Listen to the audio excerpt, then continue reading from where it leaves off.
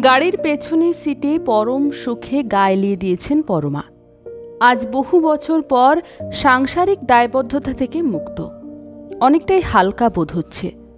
এই দীর্ঘ সাংসারিক জীবনে কর্তব্যে কখনো কোনো অবহেলা করেননি, আজও করছেন না। তবে বাকি জীবনটা একটু অন্যভাবে কাটাতে চান। গাড়িটা চৌমাথায় পৌঁছে ডান দিকে মোড় নিল। আর কত দূর বাবা? পরমার কৌতূহলী প্রশ্ন। ড্রাইভার করুণা মিশ্রিত গলায় উত্তর দিল, আর 15-20 মিনিটের রাস্তা মাসিমা, আপনি নিশ্চিন্তে থাকুন, আমি আপনাকে নিরাপদেই পৌঁছে দেব। পরমা মৃদু হেসে জানালার বাইরে চোখ ফেরালেন। রাস্তায় কত শত লোকজন চলাচল করছে। আজকাল সবার জীবনেই সমস্যার পাহাড়। বেশিরভাগ সমস্যারই সমাধান আছে। লোকে অল্পতেই দিশেহারা হয়ে নেতিবাচক চিন্তার বশবর্তী হয়ে ভুল সিদ্ধান্তে পৌঁছে জীবন দুর্বিষহ করে তোলে। ভাবতে ভাবতেই হঠাৎ ব্রেক কষে গাড়ি থামল। পরমা চিন্তায় ছেদ পড়ল। ড্রাইভার পেছনে মুখ ঘুরিয়ে বিনয়ের সুরে বলল, মাসিমা, আমরা পৌঁছে গেছি, আপনি নামুন, আমি আপনার সুটকেসগুলো নামিয়ে দিচ্ছি। চারিদিকে একবার চোখ বুলিয়ে ধীরে ধীরে দরজা খুলে বের হলেন পরমা। ড্রাইভার ডিকি থেকে লাগেজগুলো বের করতে করতেই পরমার ঠোঁটের কোণে হাসির রেখা টেনে নির্দেশ দিলেন, ওইখানটায় রাখো বাবা, ওদের লোক আছে, এক এক করে সব নিয়ে যাবে। জিনিসপত্রগুলো যথাস্থানে রেখে ভাড়া না নিয়েই চলে যাচ্ছিল দেখে পেছন থেকে ডেকে বললেন, ভাড়াটা নিয়ে যাও বাবা। ড্রাইভার ছেলেটি ফিরে এসে হাত জোড় করে বলল, মাপ করুন মাসিমা, আজ আপনার কাছ থেকে ভাড়া নিতে পারবো না। পরমা বাধা দিতে যাচ্ছিলেন, কিন্তু ছেলেটা কোনো কথা না শুনে জোরে হাঁটা দিল। পরমা এগিয়ে যাচ্ছিলেন একটি দ্বিতল ভবনের দিকে। ভবনটির পাশেই একটি ছোট্ট সাইনবোর্ডে লেখা, সাজপাতি বৃদ্ধাশ্রম। নতুন জায়গায় নতুন পরিবেশে প্রথম প্রথম মানিয়ে নিতে সবারই কম বেশি অসুবিধার সম্মুখীন হতে হয়। পরমাও এর ব্যতিক্রম নন। কিন্তু সংসার জীবনের ছোট বড় ওঠাপড়া ভীষণ বাস্তবতার শিক্ষা দিয়েছে পরমাকে। কিভাবে সদর্থক চিন্তা দ্বারা বিভিন্ন প্রতিকূলতাকে অতিক্রম করা যায়, সেই অভিজ্ঞতা জীবনে বহুবার হয়েছে। কিছুদিনের মধ্যেই বৃদ্ধাশ্রমের সবার প্রিয় পাত্রী হয়ে উঠলেন পরমা। অত্যন্ত প্রাণচঞ্চল, উদ্যমী ও স্বাধীনচেতা মহিলাটি খুব অল্প দিনের মধ্যেই আশ্রমিকদের প্রেরণার উৎস হয়ে উঠলেন।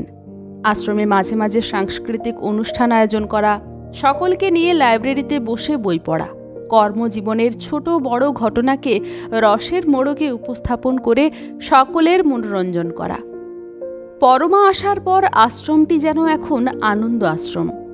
পরমার একমাত্র ছেলে প্রতীক প্রতি সপ্তাহে নিয়ম করে মাকে দেখতে আসে। সঙ্গে করে নিয়ে আসে মায়ের পছন্দের জিনিসপত্র। কিছুক্ষণ আড়ালে বসে কথাবার্তা হয়। এরপর গোমড়া মুখে ছেলেটি চলে যায়। মাকে একা রেখে যেতে মন চায় না যে। প্রতীকের স্ত্রী মানে পরমার বৌমাও মাঝে মধ্যে স্বামীর সঙ্গে আসে। শাশুড়িকে অত্যন্ত ভালোবাসে ও শ্রদ্ধা করে। এখানের বাসিন্দাদের অধিকাংশেরই সন্তান আছে, কিন্তু কেউ মা বাবার খবর নিতে একবারের জন্যও আসে না। পরমা, প্রতীক ও তার স্ত্রীর এই সুস্থ সম্পর্ক সবার কাছেই এক অত্যাশ্চর্য ব্যাপার। আগামী রোববার স্থানীয় একটি স্বেচ্ছাসেবী সংগঠনের উদ্যোগে আশ্রমে অনুষ্ঠিত হতে চলেছে একটি সাংস্কৃতিক অনুষ্ঠান। শহরের কিছু নামি দামি ব্যক্তিত্বরাও উপস্থিত থাকবেন। অনুষ্ঠান ঘিরে বৃদ্ধ বৃদ্ধাদের বিপুল উন্মাদনা। যৌবনে যে ক্ষেত্রে যে পারদর্শী ছিলেন, আবার নতুন করে যেন ঝালিয়ে নিচ্ছেন। দীর্ঘ অনভ্যাসে ধুলোর আস্তরণে মোড়া প্রতিভা সোল্লাসে যেন চিৎকার করতে লাগল, একবার না পারিলে দেখো শতবার। প্রদীপ প্রজ্বলনের মাধ্যমে অনুষ্ঠানের শুভারম্ভ হল। সঞ্চালিকা এক এক করে সকল অংশগ্রহণকারীকে স্টেজে ডেকে নিলেন। সবশেষে এলেন পরমা। মাইকের সামনে দাঁড়িয়ে উপস্থিত সকলকে নমস্কার জানিয়ে শুরু করলেন। আমি সুবক্তা নই, তবুও আজ কিছু কথা বলতে চাই। আমি সুবক্তা নই, তবুও আজ কিছু কথা বলতে চাই। আমার নিজের কথা, নিজের জীবনের বাস্তব অভিজ্ঞতা সকলের সঙ্গে ভাগ করে নিতে চাই। ছেলে বৌমা নিয়ে আমার সুখের সংসার। আমার সন্তান আমাকে একদিনের জন্যও অসম্মান করেনি, বৌমা তো নয়। তারপরও আমি বৃদ্ধাশ্রমে থাকতে এসেছি। বাস্তব পরিস্থিতির সঙ্গে আপোষ করেই এখানে আসা। ব্যতিক্রমী কিছু ছেলেমেয়েদের কথা বাদ দিলে আজকাল অধিকাংশ সন্তানেরা বর্তমান সামাজিক ও অর্থনৈতিক পরিকাঠামোতে বৃদ্ধ মা বাবার রক্ষণাবেক্ষণে অপারগ। পেটের দায়ে বেশিরভাগ ছেলেমেয়েই আজকাল মা বাবা থেকে বহু দূরে বহির্রাজ্যে থাকতে হচ্ছে। কর্পোরেট চাকুরির জাঁতাকলে প্রতিনিয়ত এরা পিষে মরছে। সাত সকালে অফিসে বেরিয়ে রাতে ঘরে ফিরছে, রাতে ডিউটি হলে সকালে ঘরে ফিরছে। পান থেকে চুন খসে গেলেই ছাঁটাই। উচ্চ বেতনের বিনিময়ে রক্তের শেষ বিন্দুটুকুও শুষে নিচ্ছে। ওরা নিজেদের ভালোবাসার মতো সময় পাচ্ছে না। বৃদ্ধ মা বাবাকে ভালোবেসে সেবা যত্ন করবে কখন এবং কিভাবেই বা করবে? সারা জীবন নিঃস্বার্থ ভালোবেসে বৃদ্ধ বয়সে এসে সন্তানদের ওপরে নিজেদের দায়ভার চাপিয়ে ওদের ব্যস্তময় জীবনকে আরও অস্থির করে তোলা মোটেই কাম্য নয়। আমাদের দাদু ঠাকুমাদের সেবা যত্নের কোনো অভাব হয়নি। তাদের ছেলেমেয়েরা নিজেদের কাছাকাছি থাকতেন এবং পালা করে দায়িত্ব পালন করার সুযোগ পেতেন। এখনকার দূরদেশে থাকা একমাত্র সন্তানদের পক্ষে যা সম্ভব নয়। আমার একমাত্র সন্তান আমার চোখের মণি, আমিও তার কাছে অমূল্য সম্পদ। আমরা মানসিকভাবে একে অপরের ওপরে ভীষণভাবে নির্ভরশীল। কিন্তু আমি জানি বর্তমান কঠিন পরিস্থিতিতে দাঁড়িয়ে আমার বার্ধক্যের দায়িত্ব বহন করতে করতে আমার সন্তান একসময় হাঁপিয়ে উঠবে। আমার প্রতি ভালোবাসাটাও কমতে থাকবে। হয়তো একদিন আমার মৃত্যু কামনাও করবে। আমি তাকে ধিক্কার দেব, কারণ প্রতিটি মানুষ নিজেকে ভালোবাসে। আমিও আমাকে ভালোবাসি। আমার সঙ্গে আমার সন্তানের এই মানসিক দূরত্ব সমাজে একটি কলঙ্কিত অধ্যায় হয়ে থাকবে। এভাবে আমার মাতৃত্বকে কলুষিত করতে চাই না। সন্তানের জন্য সর্বত্যাগী মা হয়ে জীবনের শেষ দিনও বলে যেতে চাই, তুই ভালো থাক। তাই জীবনের শেষ দায়িত্ব, পিতৃহীন সন্তানকে যেদিন বিয়ে দিয়ে সংসারী করেছি সেদিনই বৃদ্ধাশ্রমে থাকার সিদ্ধান্ত নিয়েছি।